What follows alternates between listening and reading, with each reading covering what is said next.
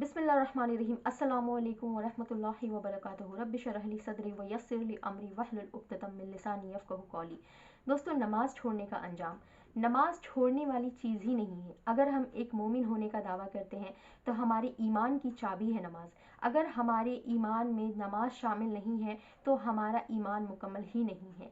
अल्लाह के नबी सल्लल्लाहु अलैहि वसल्लम फरमाते हैं, सही मुस्लिम की हदीस है, हदीस नंबर 82 में अल्लाह के नबी सल्लल्लाहु अलैहि वसल्लम फरमाते हैं कि कुफ्र और ईमान के बीच फ़र्क करने वाली चीज़ वो नमाज है। यानी कुफ्र और ईमान के बीच में जो नमाज है वो एक दीवार का काम करती है, और अगर आपने नमाज छोड़ दिया तो आपने उस दीवार को ढा दिया, आपने उस दीवार को गिरा दिया, और फिर आप कुफ्र और शिर्क में शामिल हो गए हैं।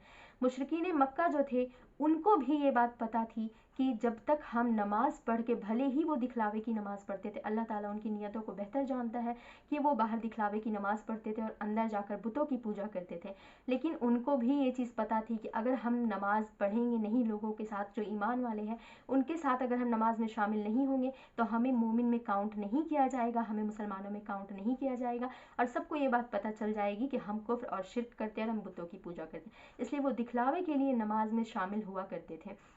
तो जो मुशरिकीन मक्का, वो मुशरिक ही है, लेकिन वो अपने आप को मुसलमान दिखाने के लिए ही नमाज़ पढ़ते थे, और आज हम धड़ल्ले से मुसलमान होने का दावा करते हैं, लेकिन हमारे अंदर नमाज से दूर दूर तक कोई रिश्ता नहीं है।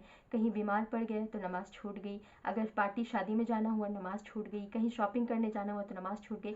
नमाज को हमने इतनी हकीर चीज़ समझ लिया है कि बात बात पे हमारी और कोई काम नहीं छूटते हैं, हमारा खाना पीना नहीं छूटता है, घूमना फिरना नहीं छूटता है, लेकिन नमाज को ही हम बात बात पे छोड़ देते हैं हकीर समझकर, और हम एक मुसलमान होने का दावा करते हैं। तो जब हमारे बीच नमाज नहीं है, हमारे ज़िंदगी में नमाज शामिल नहीं है, तो हम एक मोमिन और एक मुसलमान हो ही नहीं सकते हैं।